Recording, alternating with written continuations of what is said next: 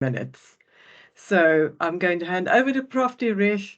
Thank you, Prof, for inviting us, welcoming us officially. Thank you very much, Karen. Good afternoon, everyone. It's absolutely fantastic to have you with us this afternoon.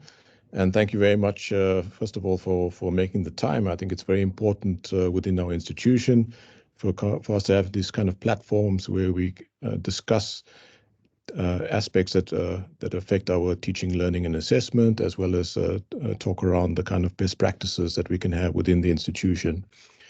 And so it gives me great pleasure this afternoon to introduce our speaker, who is going to be Dr. Taryn Barnard. And she has been working in the extended curriculum program within the Faculty of Arts and Social Sciences. Dr. Barnard is currently a senior lecturer, and she has a PhD in critical applied linguistics. And her research has been focused on critiquing dominant institutional discourses and discursive representations.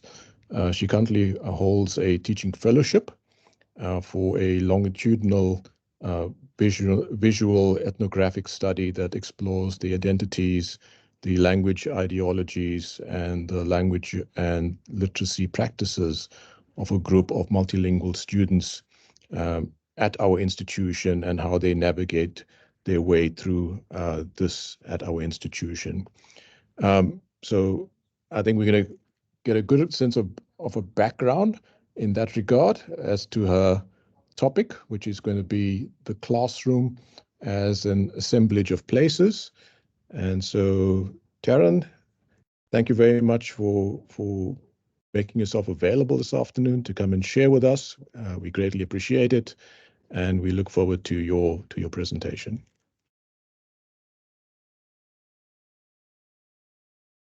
Thanks very much, colleagues. Thank you for the lovely introduction.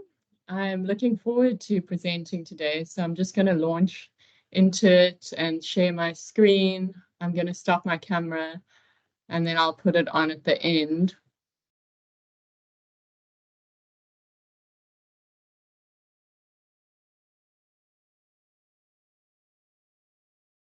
Okay, so as you've heard, I have for the past 3 years been engaging in a visual ethnographic project to understand, to understand how a group of multilingual students experience Stellenbosch as a place. I use the word Stellenbosch to refer to both the town and the university because they are, of course, intertwined. These students are all students on the extended curriculum program in the Faculty of Arts and Social Sciences. My research was prompted by the Fees Must Fall protests, as well as the calls from scholars such as Kathy Luckett at UCT, who, writing after the protest, claimed that we could use this moment as an opportunity for critical self-reflection, for exercising humility, for unlearning what we thought we knew. But it was also prompted by the concern that academic development research seemed to me to be too light and fluffy, too intent on proving its own value, and too removed from what actual students actually felt. After the protests, I was tired and weary of putting words and ideas into people's mouths. And ethnography, when done well, is about immersing yourself in a cultural context and observing without imposing. The design of the research was also based on principles of empirical research in the social sciences, which very roughly state that if you want to know what people think, you can't just ask them. Every word you use and every which way in which it is formulated will limit and frame the response in some way. And people often tell the researcher what they think they want to hear. And so I was drawn to visual ethnography, and with the help of a generous teaching fellowship grant, I purchased 3 professional cameras. Participants in the project complete a workshop with a professional photographer, borrow the camera to take photographs of the spaces they deem important to them, and then sit for a recorded interview or interviews about their photographs. Sometimes I walk with my participants to take photographs, especially if they felt that they do not have access to a place, or they do not feel that they could go there with the camera. The camera highlighted feelings of belonging and non-belonging, and those experiences remind me just how much access I have to this place. I became interested in the work of critical geographers like David Harvey and Massey, who urge us to move past thinking of places as locations on a map, but as very much part of who we are, as the location where identities are created and performed. Identity is a complex concept that is often bandied about, and so it warrants some clarification. In contrast to personality, identity has a lot to do with the stories we tell about ourselves. These stories are formed in a cultural context, which means identity is a social issue. Identity is about the stories we tell about ourselves that are rooted in the stories that those around us tell about us or people like us. Scholars used to think of identity as fixed, as rooted in a particular place. Now we understand that identity is fluid. It changes as we move, and in contemporary society, we move much more than we used to. Critical geographers understand that places and movement between them can limit or encourage certain aspects of ourselves, our identities, to emerge. One example of this is of a first-year student from rural KwaZulu-Natal who has never felt so free in Stellenbosch because he can be gay here. Another example is from one of our professors in geography and environmental sciences who writes how historically in Stellenbosch you could not be gay here. While all places are filled with symbolic meaning and are products of historical, political, and economic power, it is not hard to see why or how this is true of Stellenbosch.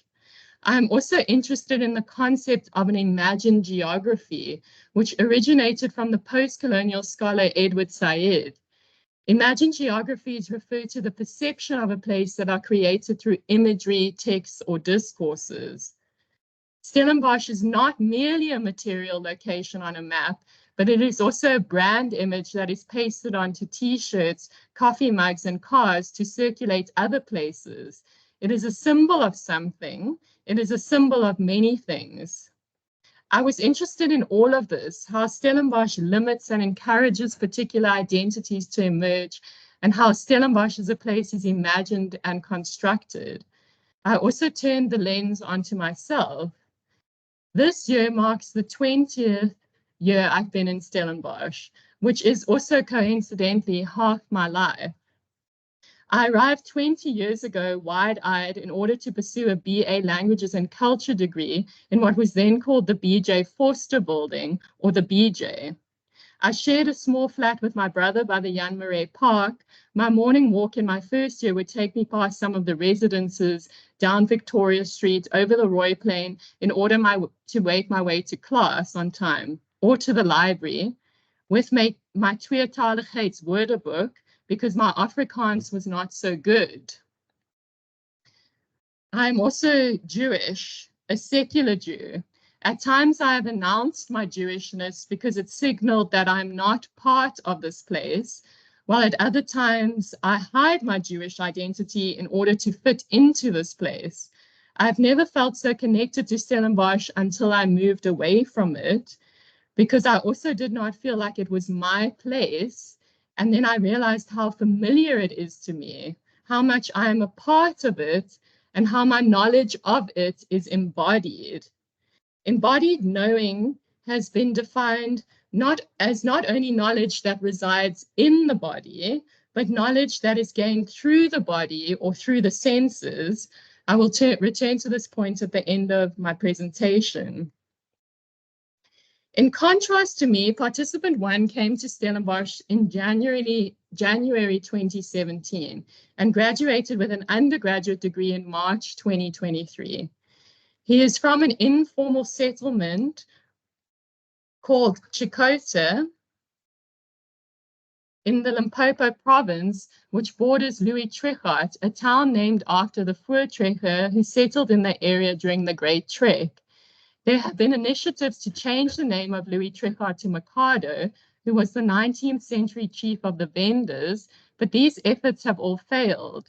Remarking on this, participant 1 says, in all fairness, there are very few white people there, although the few that are there still hold the economical means. That's why they can debate this forever, because it goes up and down all the time, and I've never seen a revolt. Limpopo is steeped in colonial history.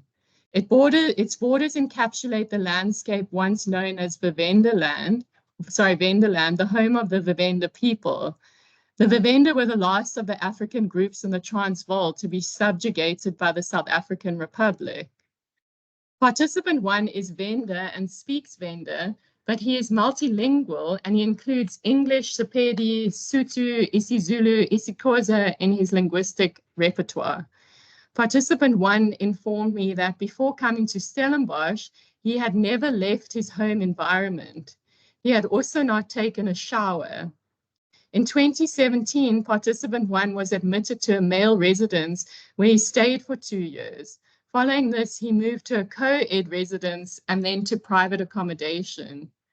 Most of participant 1's photographs of the 2 residences where he lived and the places he noticed on his walks between these residences and class, like these tennis courts, for example, which made participant 1 want to take up tennis because the courts were so different to the ones he had seen back home. They were, he told me, clean and cared for. There were no broken bottles on the ground and there were no tears in the fence.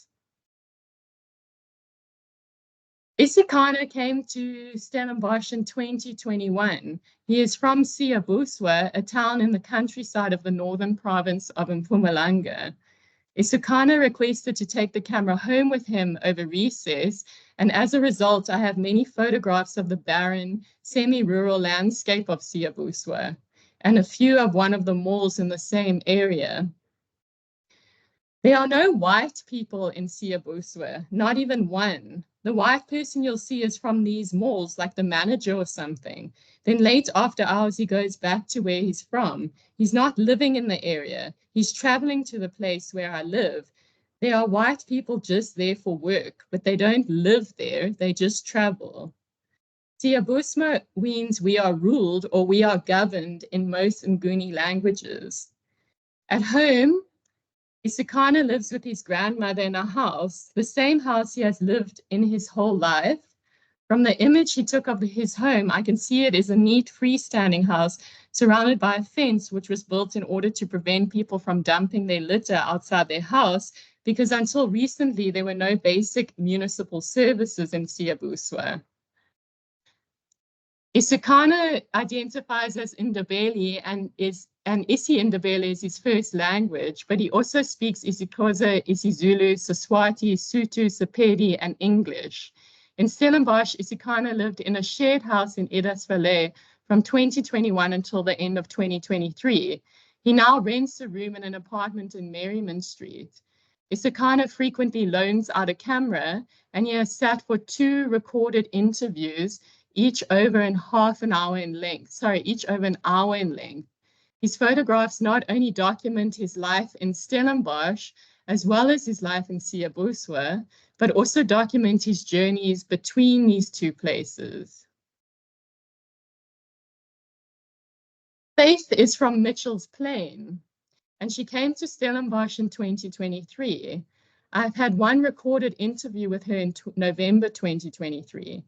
Faith speaks English and 2 varieties of Afrikaans, a standard variety and a non-standard Cape Flats Afrikaans. In our interview in November 2023, Faith described life in Mitchell's Plain. A lot of things happen in our area, especially with erosion and stuff. There's a lot of cars in our area, a lot of broken down cars. So it causes a lot of gas into the air. So there's always this thing I used to tell my friends, the air feels thicker in Mitchell's Plain than it is here. So like when I get back home, I start coughing a lot. I'm never sure if it's because I'm used to Stellenbosch air or if it's because I went back to Mitchell's Plain and it's thicker there. Although she loaned out the camera for a long period of time, Claire presented me with only 3 carefully selected photographs of Stellenbosch, one of which was this willow tree on which she had carved her name. This can be thought of as an act of place-making. Finally, Kunasha was born in Zimbabwe, but she moved to South Africa with her family when she was 6. Since then, she has lived in Gordons Bay and Strand, and she has often moved in and out of informal settlements because of xenophobia. On this topic, Kunasha's sense of humor emerges. I always joke around and say Zimbabweans are like the Mexicans of South Africa. I return to this point later. Kunasha speaks Shona, English, isiXhosa, and she understands Afrikaans. Kunasha went to school in Somerset West, and prior to registering as a Stellenbosch student in 2020, Kunasha only came to Stellenbosch twice, once for choir and once for open day. Kunasha is the only one of the 4 students who does not reside on or close enough to campus to walk. And she travels to campus using a minibus taxi. Kunasha frequently loans out the camera, and her photos often document her experiences of her commute, as well as her time spent walking around campus. She has sat for 3 recorded interviews which took place in 2022 and 2023. I've paid particular attention to how my participants get to and around Stellenbosch because while going to university is a migratory practice throughout the world, in South Africa, this type of migration takes on a different form since for the first time ever in history, young adults find themselves migrating from their rural or township homes to the urban areas for the purposes of obtaining an education. It is also important to note that scholars do not understand space and place outside of mobilities or how we move to, between, and within spaces. Mobility is an identity issue because we all move in different ways and for different reasons. Some of us also move more than others and further away or travel in more comfort or style. How we move, when we move, and why we move are significant parts of the stories we tell about ourselves and others, even if differences in mobilities are a result of unequal power relations. Having engaged with the decolonial literature of historically white universities, I assumed at the beginning of my project that participants would present me with photographs of spaces that feel colonial and alienating. I could walk around the town of Stellenbosch and identify them. Colonial Cape Dutch and Victorian architecture, the young Marais statue. I assumed I would get photographs that I could later represent as hauntologies or traumascapes. To date, I've received very few photographs of the symbols and statues that work as shrines to Afrikaans white men who were prominent during apartheid. Of the 4 participants, Kunasha is the only one who presented me with images of buildings or statues that have been identified and critiqued as colonial relics by other scholars. In this particular instance, Kunasha presents me with a statue of Jan Marais. Why did you take a photo of the statue? I ask her.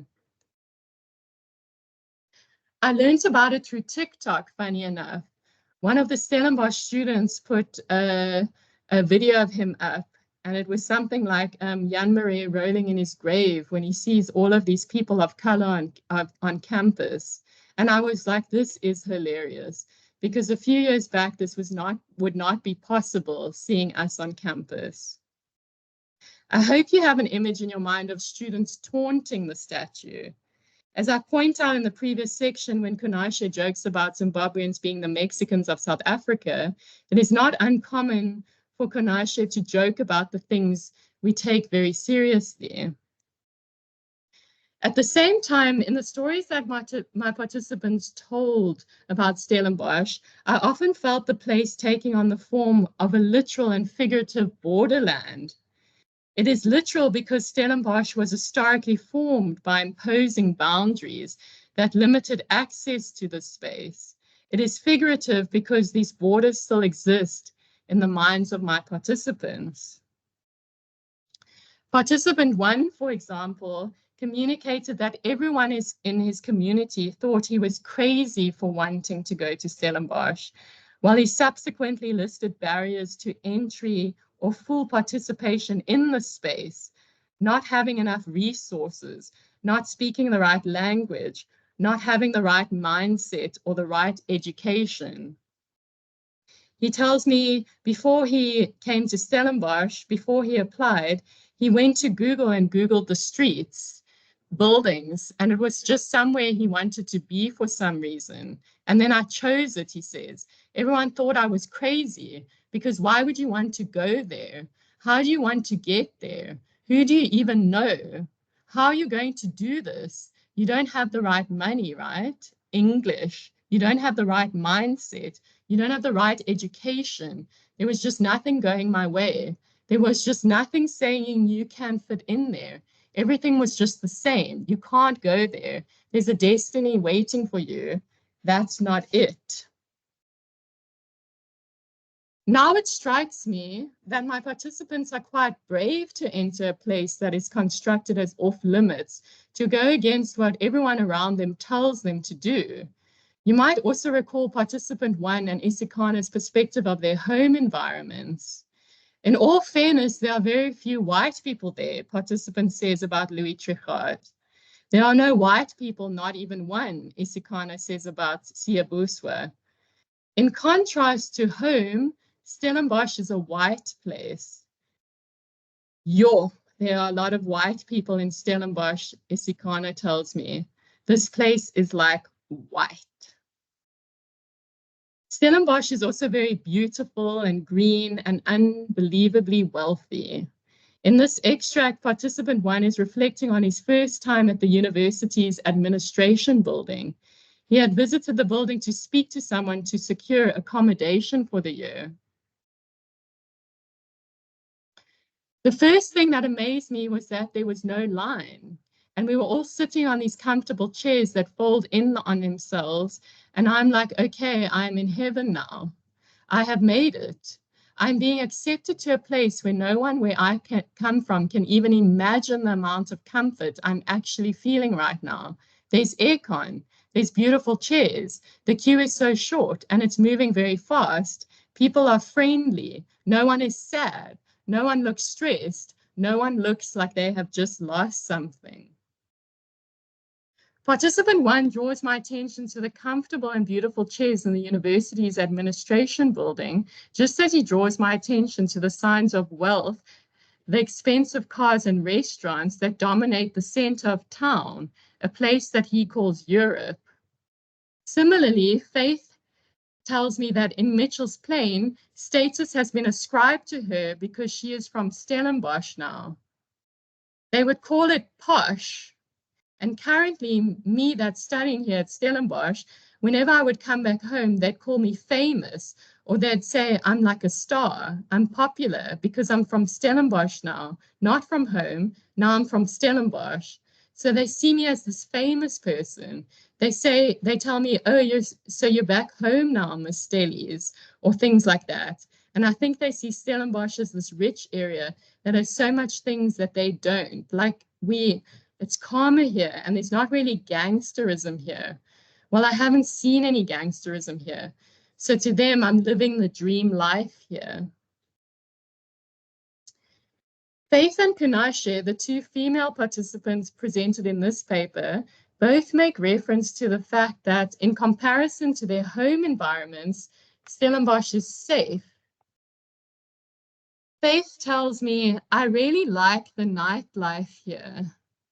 It's much easier for me to just walk here if I want to walk home at 1 in the morning because it's safer than it is back home. In response to this, I spent about 5 minutes during the interview telling her she must not walk home alone at 1 in the morning. I stopped being the lecturer, the theorist, the ethnographer. I became the woman who has also walked home alone. I was in some ways taking on the role of a parent. We must always remember that identities are not singular, regardless of whether they cohabit a particular space. Rather, there is always the plethora of identities existing together in one space. In this particular instance, each of the 4 participants have a different configuration of identity-related factors that influence the experience and perceptions of Stellenbosch. These factors include perceptions of home, linguistic repertoires, gender, and constellations of mobilities. Decolonial critiques might cause scholars to disregard the multiplicity of identities in favor of a singular racialized identity. The humiliated, passive, colonized, and marginalized subject. The more I engage with my participants, the less that I could represent them as such.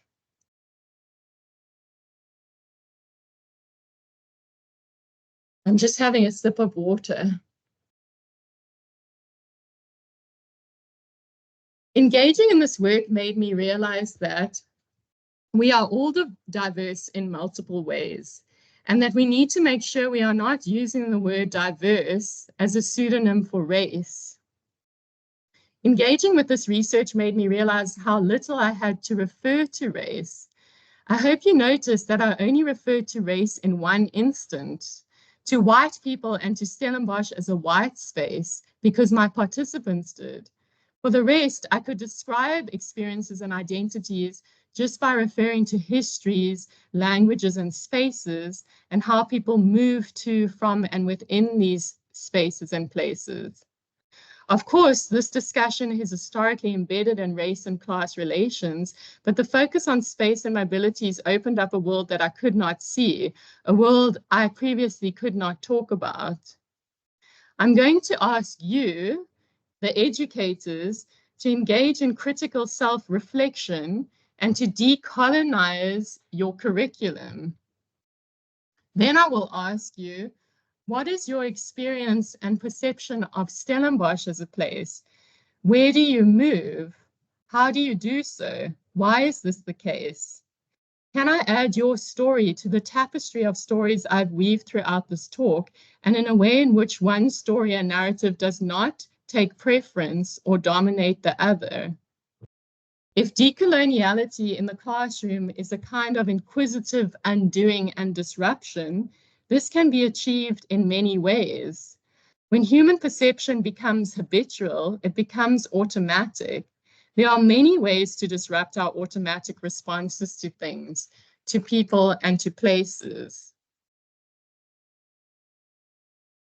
If you start to pay attention, the classroom is not a static container in which teaching and learning takes place. Rather, it is an assemblage of places, and it is in relationship to other material and virtual locales. A Stellenbosch classroom is connected to Microsoft Teams, to Sunlearn, to Louis Trichardt, to Zimbabwe, to Siabuswa, to Google Maps, to TikTok.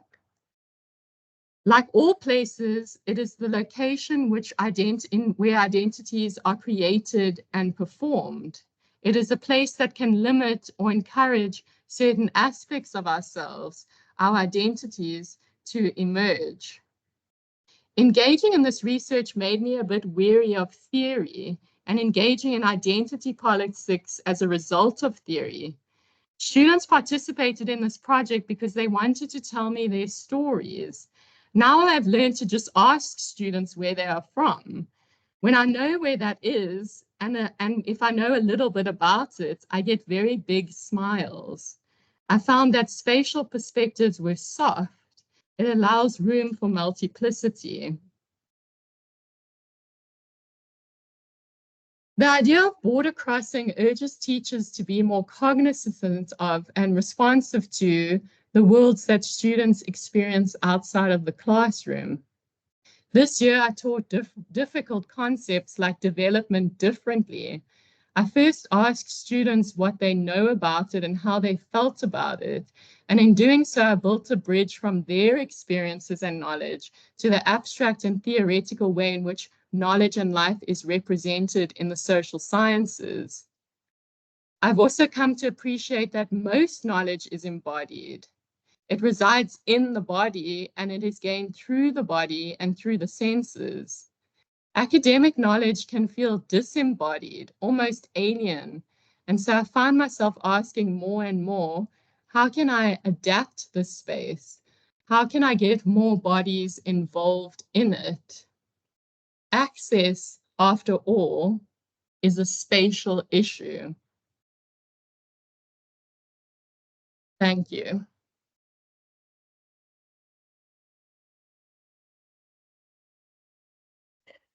Taryn, thank you very much for, I want to say, an unusually thought-provoking presentation. You've given us a lot of food for thought, both in terms of our own identities and the identities of our students, of our classrooms, and the places in which we reside, and the influence of that on our identities and those of the people we come into contact with.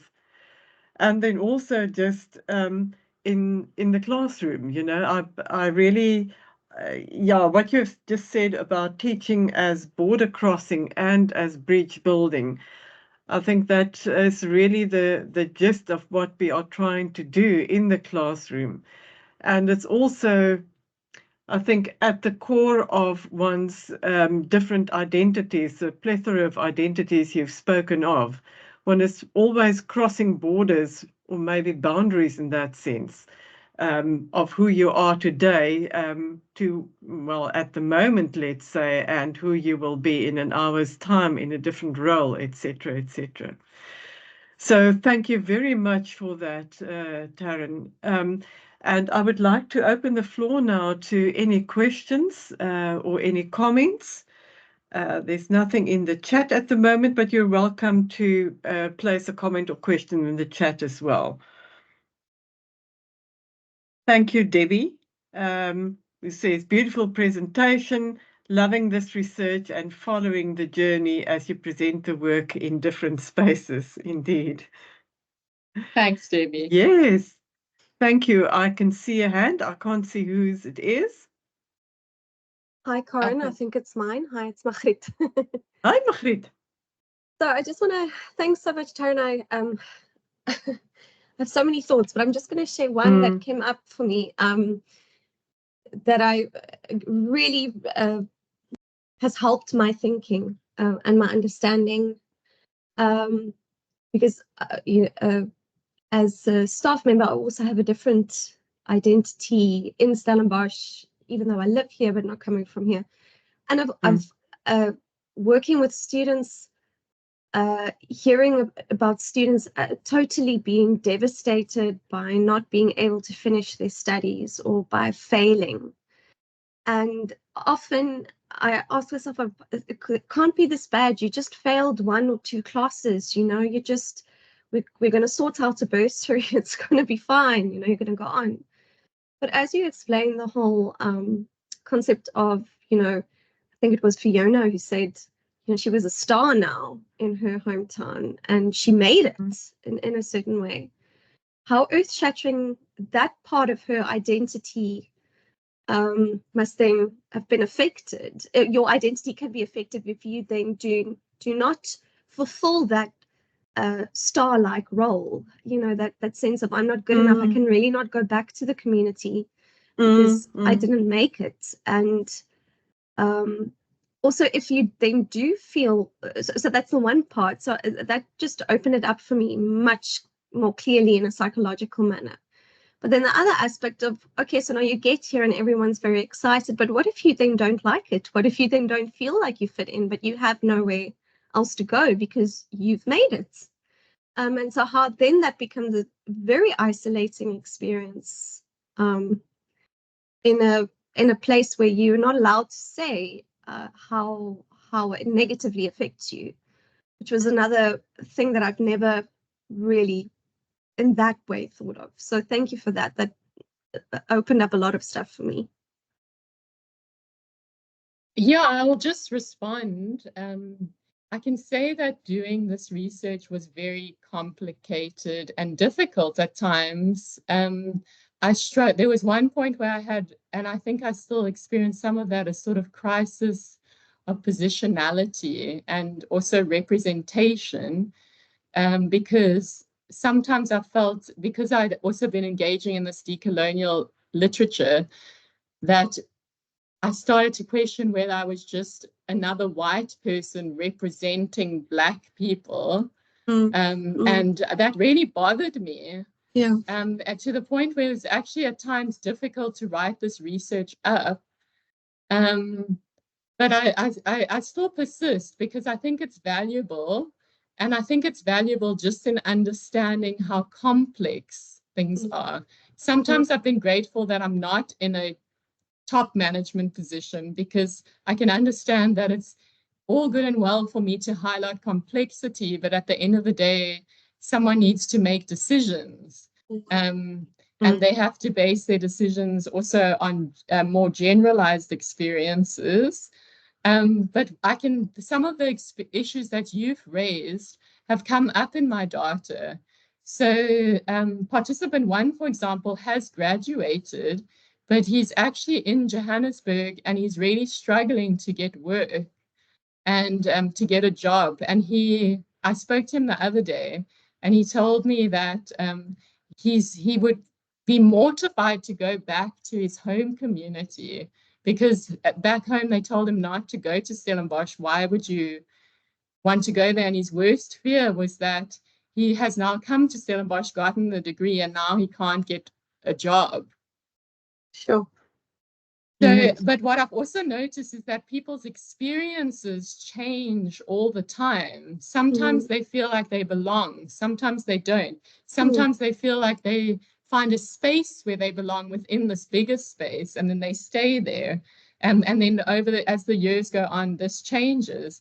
So I can also just more strongly say, because of what I know now, I'm just a little bit wary of adopting a theory that constructs all experiences as the same. I think that in the end, we do have to account for a lot of diversity and not assume things just because of people's race.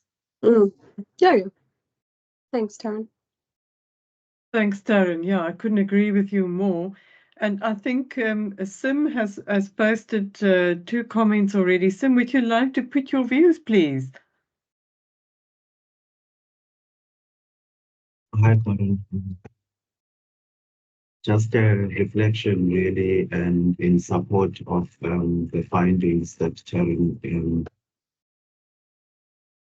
experiences. But perhaps if we go back to curriculum, that's what I was also talking about, or in fact, what I'm suggesting, that perhaps it's not the answer. I don't know what the answer is, but I suspect, and I think I'd like for colleagues and academics basis of inclusion and belonging, perhaps in the curriculum as well, because that is the more, maybe I'm careful when I'm saying this, it is the easiest and not expensive, because when I'm reflecting about these things, I also am aware that we cannot smash buildings because they do not represent Blackness,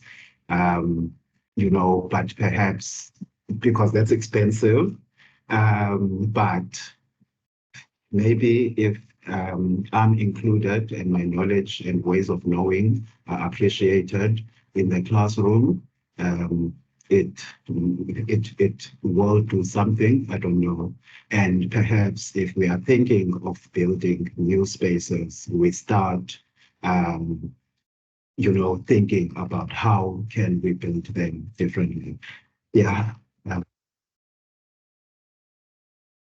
Thank you, Sim. I've also noticed that it's about awareness. So I've also been quite astounded that so many of my participants, and I actually realized now I forgot to say how many, I've got about 45 now in the research, which is quite a lot for this sort of project. But most of them are not aware of who is being represented in the statue on the Roy Plain and what the problem is with it. And I've picked that up quite a lot. And that to me was quite interesting because, you know, we're so sensitive to these things. But I think that perhaps our role is also to educate and to inform people about some of the symbols that are on campus, not necessarily to remove them, but also to educate about history. Yeah, I've just been thinking in those terms. It's not an easy answer. I see that Gerda has posted a couple of questions about positionality, Taryn. Could you explain a bit more about positionality for a lecturer or academic? For example, what does it mean and what must I do with mine?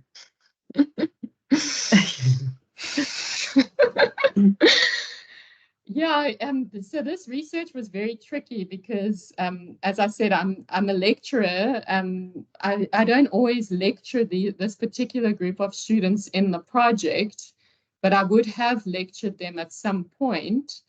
And so I found myself asking questions because as a lecturer, I sort of do keep some professional distance, and I do think that's important. But then doing ethnographic research required me to really form a more personal relationship with the students. And a lot of the participants actually commented, wow, you're really interested in my life, like my lecturers are not interested in my life. And that was quite strange, I guess, because I think it's unusual. I'm still not sure to what extent lecturers should be involved in students' lives. I think I actually am quite I support professional boundaries. But having said that, I think that there is a lot of room for humanity and expressing humanity. And I think that one of the things that really irks me is when you speak to a lecturer and they say something like, well, in my day, we did this, in my day, we just did that. And I think the context has changed so much that we can no longer say, in my day, that your day is gone. And there's a lot of issues that students are dealing with that weren't there historically. So what I actually see is that the biggest way to access humanity, and I think that we all have a sense of humanity unless we're sociopaths, but I think that the best way to do that is actually through reflection. And it's to encourage reflection that is not necessarily decolonial. I kind of understand why people don't like decoloniality. Sometimes the theory actually appears to be quite violent, and it actually does perpetuate racial divisions. And so I think the biggest thing that we should focus on in terms of positionality is just getting people to reflect on things. And that's why I think space is such a nice way to do it, asking people about why they came to Stellenbosch, how long they've been here, and getting them to understand that other people's experiences are different. And so you can get people to reflect on their own positionality without using a very sort of damning theoretical lens. Although I do understand that sometimes that is necessary. And of course, we all have our identities. To answer your question, Gerda, what must I do with mine? We all have identities. We all have our positionalities. But I just think it's important to be aware of them. And we can only be aware of them through reflective practices. I cannot agree with you more about the importance of reflection, Taryn. I think Philip Southey's comment relates to what you have just been saying. Philip, would you like to put your comment or your question? So I could tell when I said that I plan my talks very carefully because I'm still quite a nervous public speaker. But I was trying to just contrast. I could ask you to decolonize your classrooms, to decolonize your curriculum, but I could also ask you to just reflect on space And in the end, you might reach the same conclusions, but just in a way that's not as, what was the word that I used? That's a little bit more soft and a little bit more gentle, and allows room for a multiplicity of perspectives and identities. So I hope that's answered your question, Philip.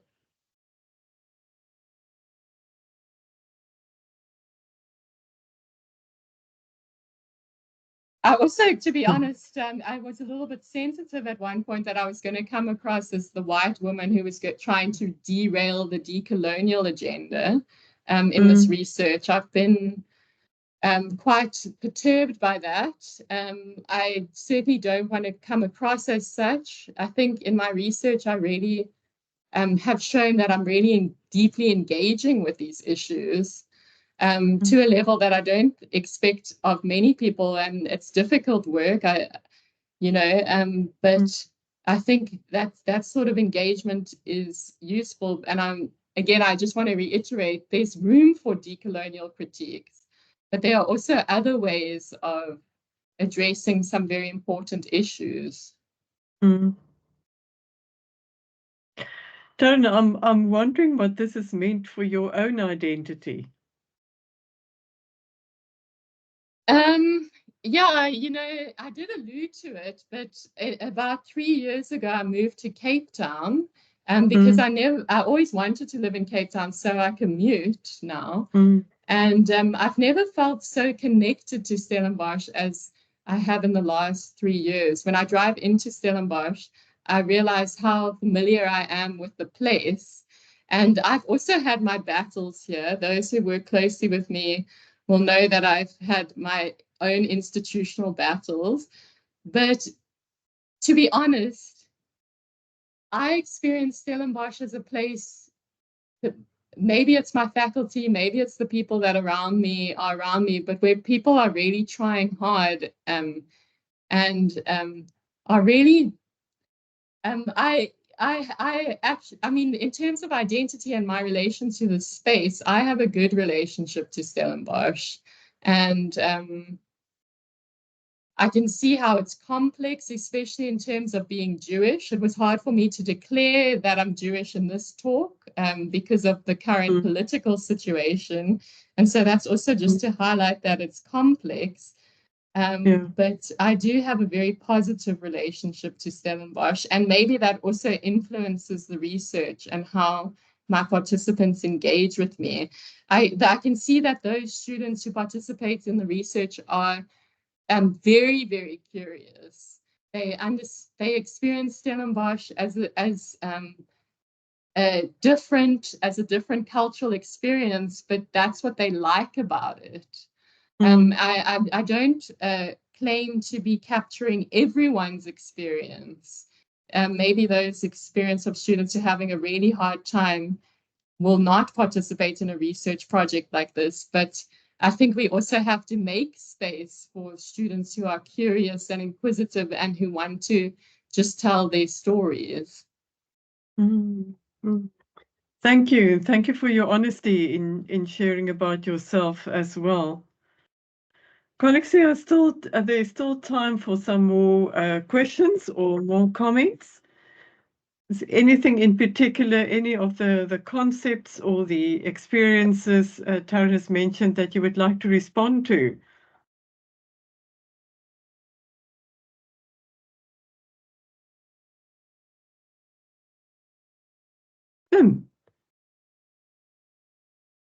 So I'm not sure if I didn't hear perhaps in the closing on a way forward and how you also dealt with feelings with the participants, because I can imagine this was an emotional experience for them. So how did you deal with those emotions, and then what happens with the group of students? What have you proposed as the way forward? Sorry, I didn't catch the last part about the students. No, I was asking how you dealt with issues of emotion, and as part of that, you know, how have you decided to, on a way forward, as to not leave the participants hanging and not having solutions in terms of their experience and what was happening?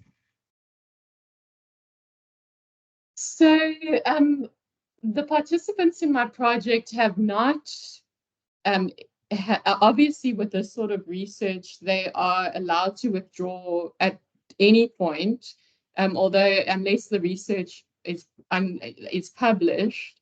The participants generally seem unconcerned with the ethical issues. I haven't had any experiences of students seemingly to feel weird or experiencing discomfort of any sort. They mostly seem very thrilled to be able to tell someone their story. And I think what's also been, an important part of the research is the professional camera aspect.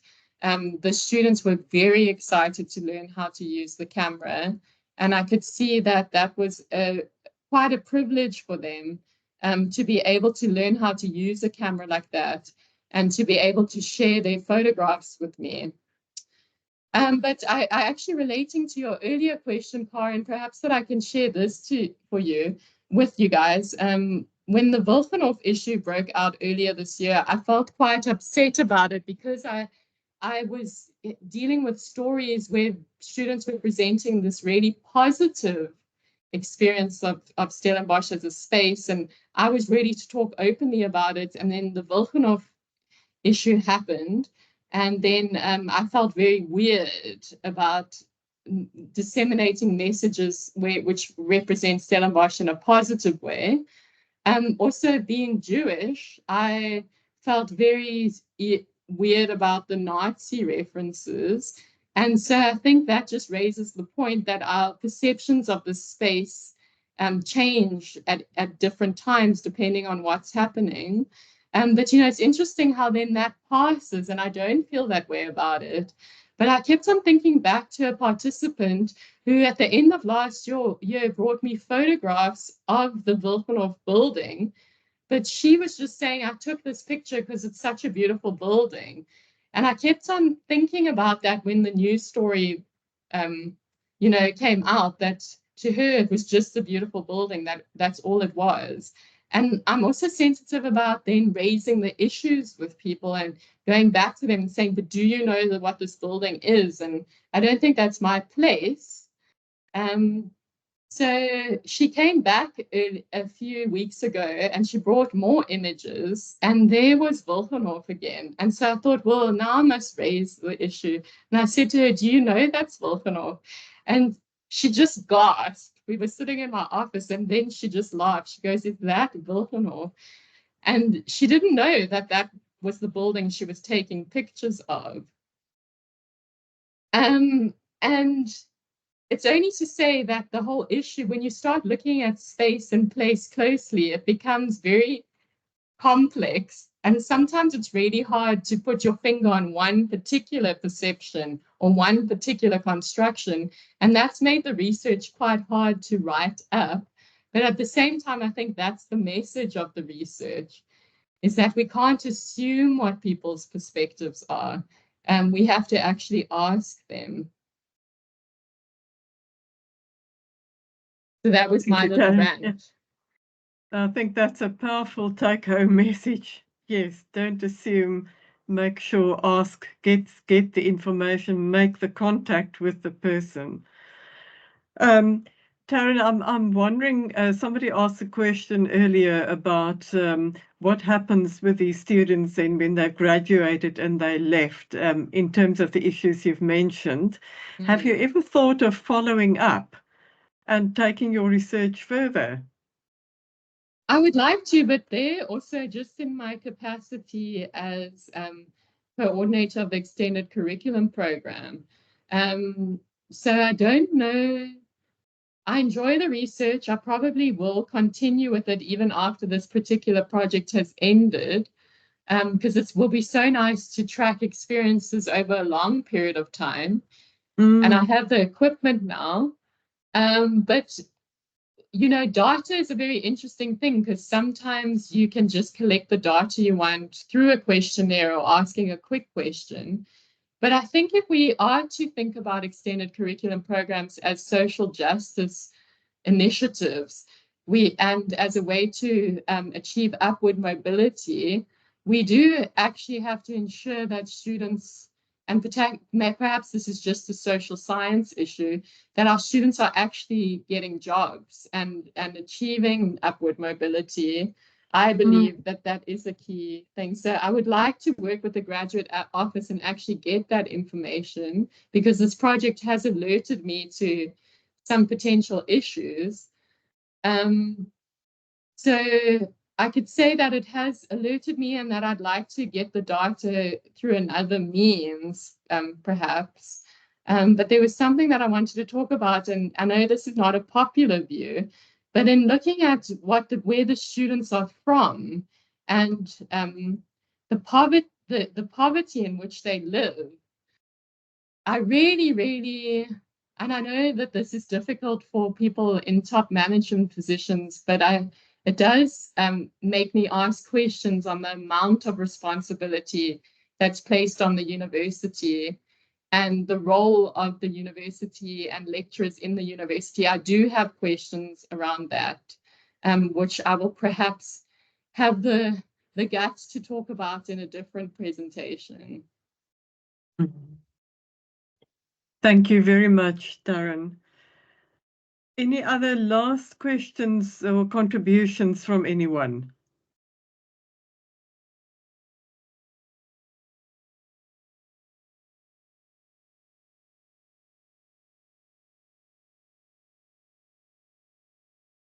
Okay, then I think I'm going to close this seminar, Taryn, with just a final word of thanks to you for making us aware of so much that, you know, things we take for granted in terms of the people around us, our students, our colleagues, ourselves as well, and for opening up some of those borderlands that you've mentioned.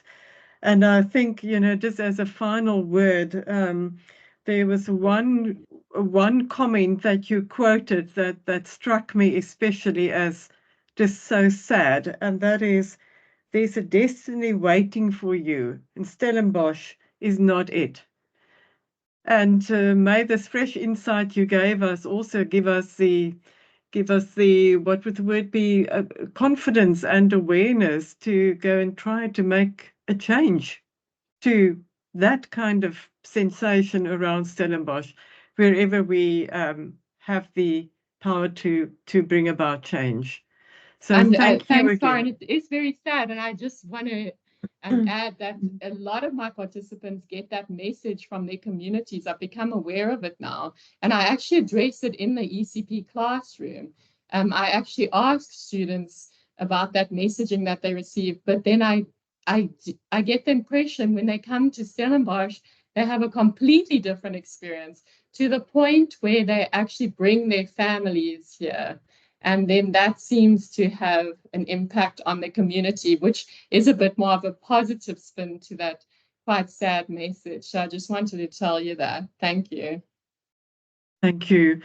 Colleagues, I think Joey has posted a feedback form for you in the chat, or the link to a feedback form. Please just take a minute or two to give us your feedback on the seminar. It would be very helpful to Taryn and would be interesting to us, the organizers, as well, so that we can see how we can improve. Although I think it would be difficult to improve on this one, Taryn. Thanks, Karen. Thanks you. Thanks, colleagues, for coming. I appreciate it. Colleagues, our next seminar will take place on 15 August, and the speaker will be Professor Nicola Plasto. So we look forward to you joining us again. And thank you again, Taryn. Goodbye, everybody. Bye. Thanks, Taryn. Wow, amazing.